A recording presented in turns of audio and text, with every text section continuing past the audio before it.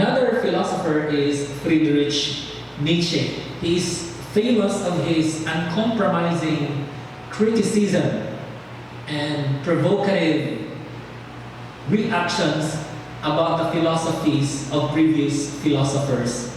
And one of his famous thought is his thought on superperson or Superman, or in German, the Übermensch.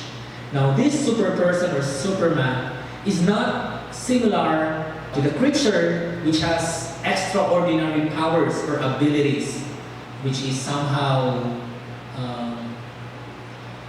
extramental or something that does not exist in reality. But Friedrich Nietzsche's concept of Superman or superperson is someone who transcends from the traditions, something that goes beyond what is socially acceptable and something that is accepted through conventions. Someone who is willing to transcend and to think outside of the box, and someone who is willing to do extraordinary things. He is also called for the famous expression of human vitality on the name of the will to power. Now, another philosopher is Henry Louis Bergson. For him, there are two profoundly different ways of knowing a thing. The first implies that we move around the object, and the second that we enter into it. Now, if we put it in an analogy, the best way for us to appreciate a house is not only to go around it, but to get inside the house. The same is true when we analyze a person.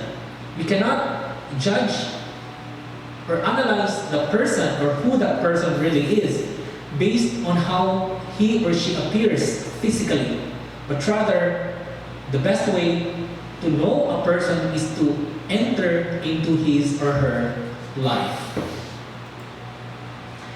Another philosopher in postmodernity is Bertrand Russell. And Bertrand Russell focused or emphasizes on the meaningfulness of language. And language becomes meaningful if it represents reality. If language does not perfectly describe reality, then language is meaningless, because language only becomes meaningful if it corresponds or if it represents reality itself. Now, another philosopher is Ludwig Wittgenstein,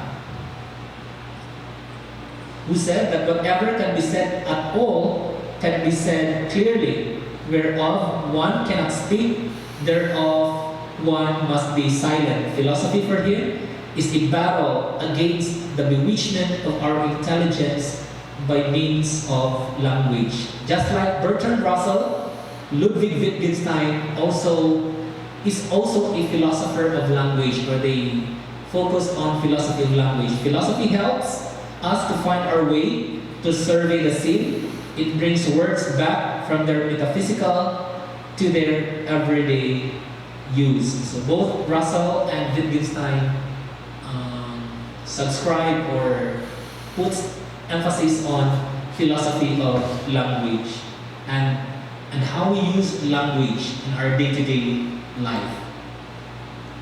Another philosopher here is Edmund Husserl, with his idea that we should only judge based on the evidence.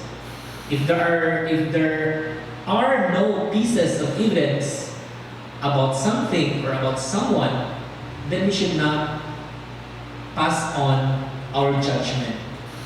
And this makes a lot of sense, that we sometimes judge someone to be like this or to be like that without any support or without any proof or without any hard facts. But Edmund Husserl would like to remind us to only pass on judgment which is based on a certain proof a hard proof and a clear evidence. Another philosopher here is Martin Heidegger. Martin Heidegger asserts that we have a special kind of insight called circumspection, which reveals the purpose of the item. Now, what is circumspection? Now, circumspection is the idea that says that we use a thing based on its purpose. For example, if you want to cut our nails, then we get a nail cutter. Or if you want to nail a nail on the wood, then we use a hammer. But when that hammer can no longer perform its function, then it loses its purpose. And so, we judge or we use things based on its purpose. But if the thing can no longer serve its purpose, then that thing loses its meaning. However, persons are not things.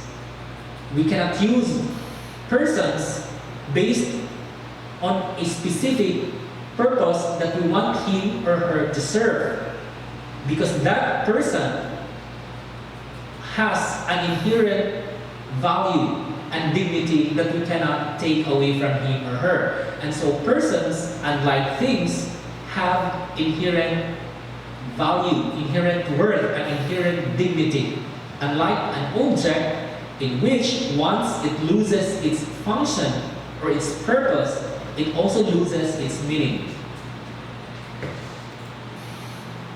We also have Jean-Paul Sartre. He is also an existentialist, and he is known for his classic formulation of the basic principle of existentialism, which is existence precedes essence.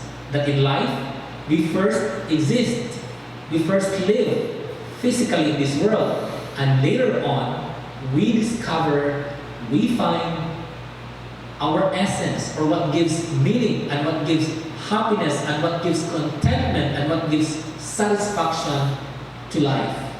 So we first exist, and then later on, we discover our essence, that which gives us meaning and happiness. We now continue with Eastern philosophy. Now, in discussing this wing, we shall look into the four major civilizations in Asia which are responsible for the birth and development of philosophy, namely Chinese civilization, Japanese, Indian, and Persian. And we shall also discuss some prominent and influential philosophers in these civilizations. Starting off with Chinese philosophy. Perhaps the most famous and prominent philosopher, not only in Chinese philosophy, but in the entire Oriental or Eastern philosophy, is Confucius, who is commonly known with his Latinized name, which is Confucius. Now, Confucius is a master, he is a teacher, and his teachings were compiled and written by his followers, and these compilations entitled the Analects. Now, in this work, the Analects, we can read some teachings of Confucius in which he puts emphasis on certain virtues that we all should possess. Now, some of these virtues are the following. We have the filial piety, we also have loyalty, we also have the li or ritual. Now, in general, Confucius believes that for a society to flourish, people should interact correctly with each other. And we should also take note of certain roles and relationships that we have with each other. That's why one of the famous teachings of Confucius is the so-called rectification of names, in which we have social roles, we have social names, and we are expected to live based on the roles attached to our names. For example, if you're a mother or a father, you're expected to fulfill your function or your obligation or your responsibility as a mother or as a father to your son or to your daughter. In like manner, if you're a son or a daughter of your parents, there are also certain roles and obligations that are expected of you to perform. Now, Confucius is trying to emphasize on social roles, social obligations that we all need to live up in order to have a harmonious society.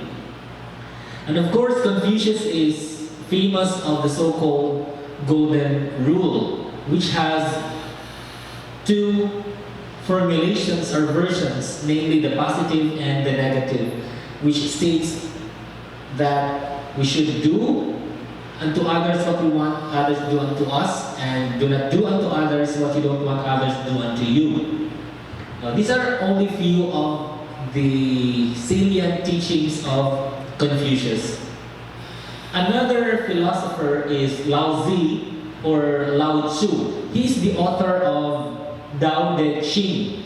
Now, Tao Te Ching is a guide to Taoism. Now, Taoism or the Tao is somehow translated into the way. Now, Tao or the way is the principle which makes everything happen or which makes everything exist in the universe.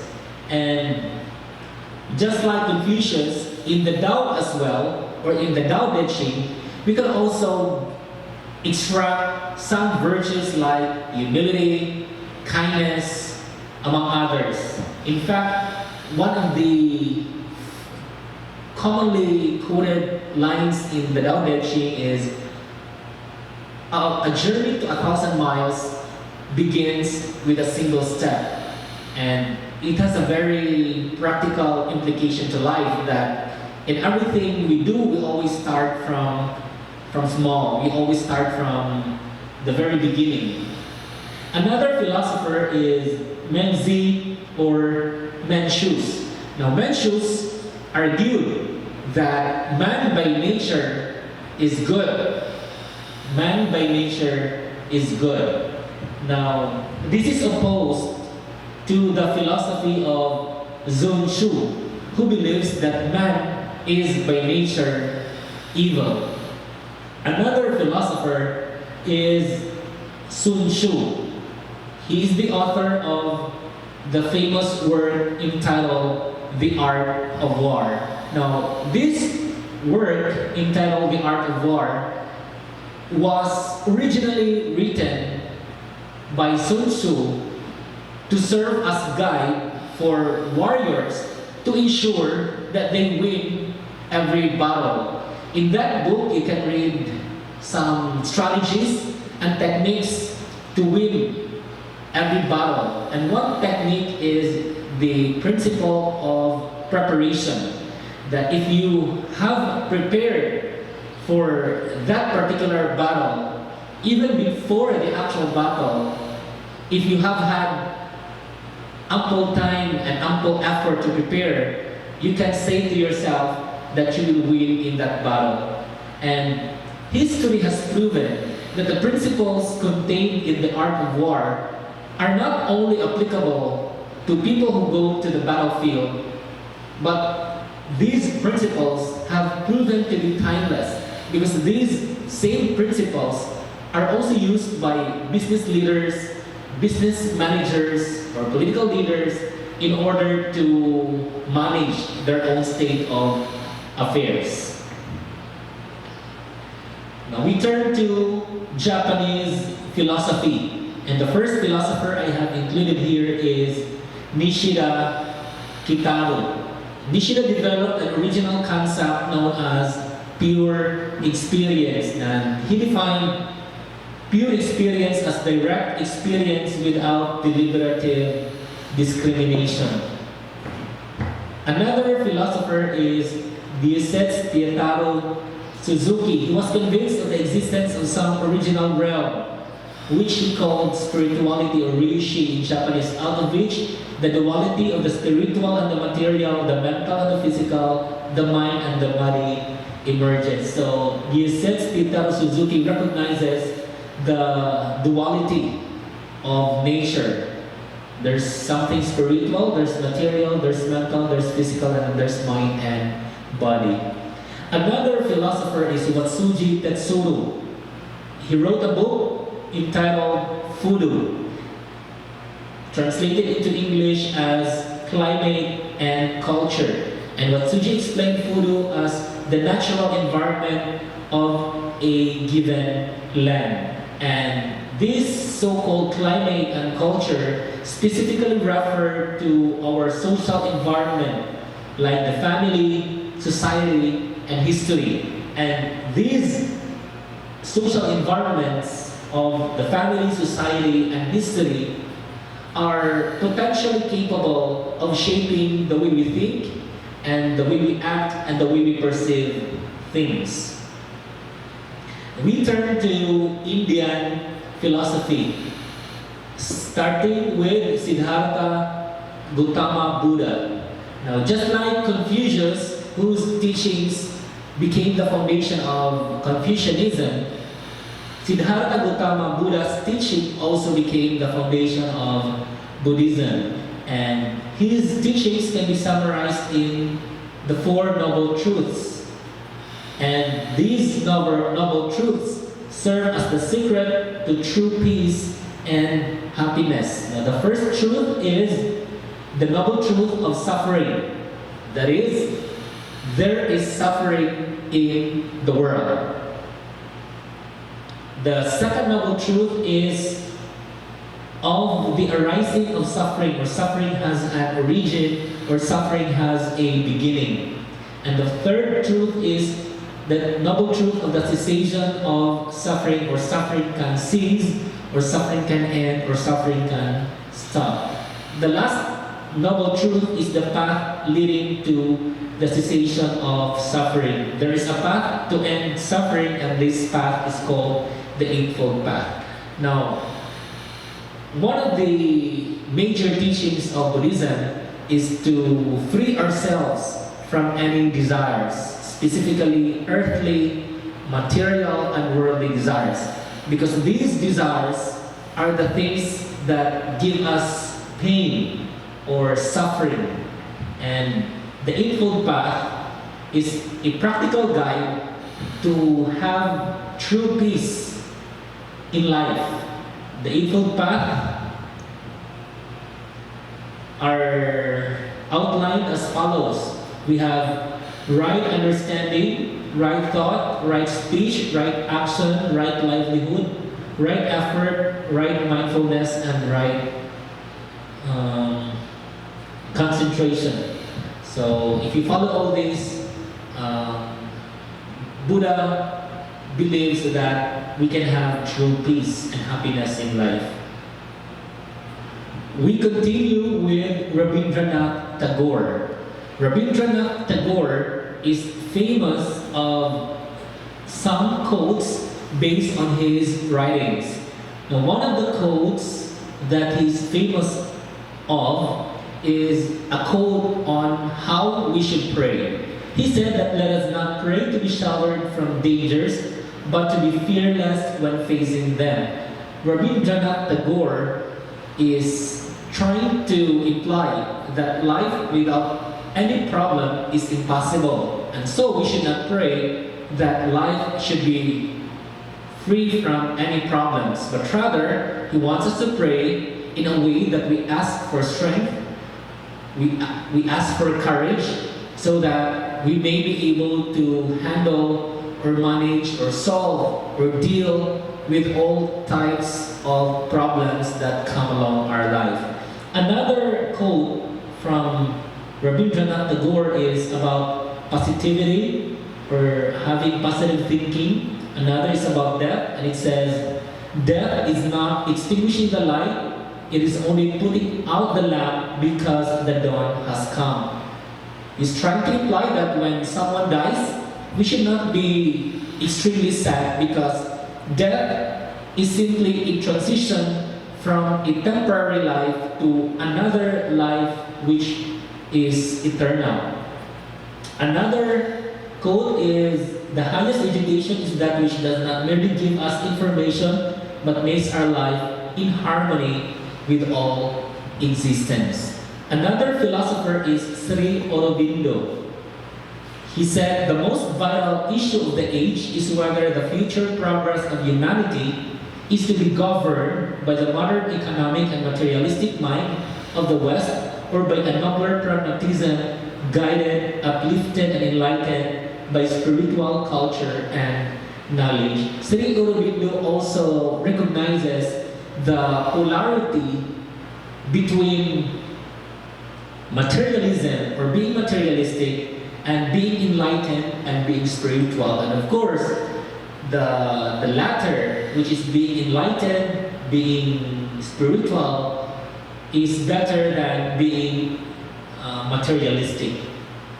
Now, the last major civilization responsible for the birth and development of philosophy in Asia is Persian or Iranian civilization.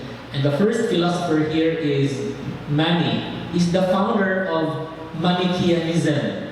Manichaeism claims to present the complete version of teachings only revealed partially by teachers such as Zoroaster, Buddha, and Jesus. An important principle of Manichaeism is its dualistic cosmology or theology. Now, what is this dualistic cosmology or theology? Now, Mani believes that there are two original principles of the universe, namely the principle of light, or the good one, and the principle of darkness, or the evil one, which he had been mixed by a cosmic accident tainting everything except God. And man's role in his life is, through good conduct, to release the parts of himself that belong to the principle of light. Another philosopher is Zoroaster or Zarathustra. His ethical philosophy is based on the primacy of good thoughts, good words, and good deeds. Zoroaster is saying to us that we should always remember to have good thoughts, good words, and good deeds. And another philosopher is Averroes, the founder of Averroism. Among his main ideas were that there is one truth, but at least two ways to reach it, through philosophy and through religion. Averroes recognizes the difference or the different approach when it comes to seeking the truth as far as philosophy and religion are concerned. He also believes that the world is eternal, that the world is divided into two parts, one individual and one divine, and that the resurrection of the dead is not possible. Now, this is contrary to the teachings of Catholicism, which believes that resurrection of the dead during the second coming of Christ is possible, but Averroes is teaching the contrary. Okay, so the last topic included in session 2 is about the branches of philosophy. Now, philosophy is a very broad and very wide study or discipline, as it studies everything or all things possible. Nevertheless, the branches of philosophy are specifically categorized into something that focuses on a particular thing. For example, let's take a look at the 4 major branches of philosophy. The first major branch of philosophy is metaphysics. This is the study of beings in general, or things that exist. Another major branch is epistemology.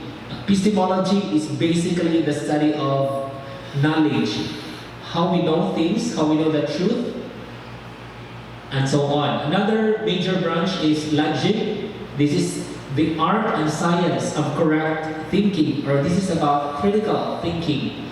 And the fourth major branch of philosophy is ethics. This is about the study of morality.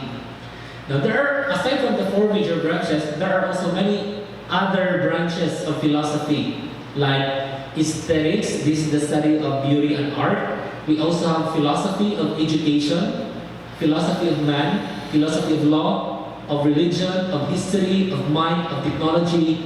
We also have social philosophy, philosophy of science, and many others. Now, these branches would tell us that philosophy indeed is the study of everything, literally of everything, the foundation of everything, as it tries to cover all things possible.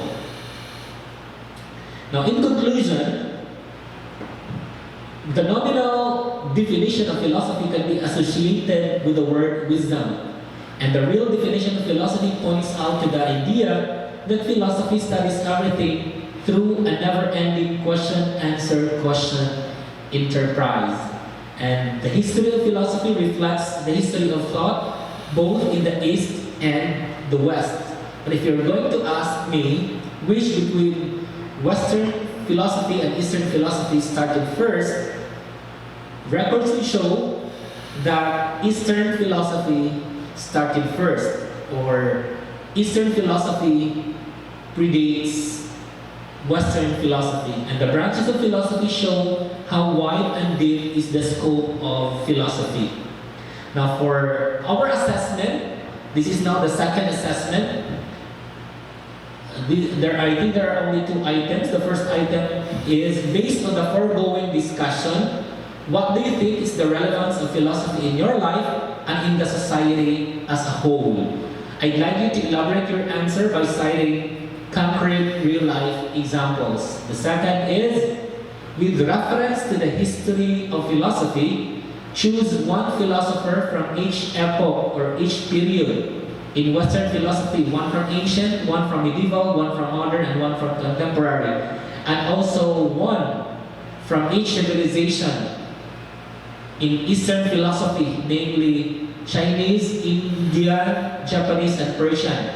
And expound their philosophies or thoughts by citing concrete situations in which you can apply their thoughts in your life as a student and or as a future professional in your chosen field.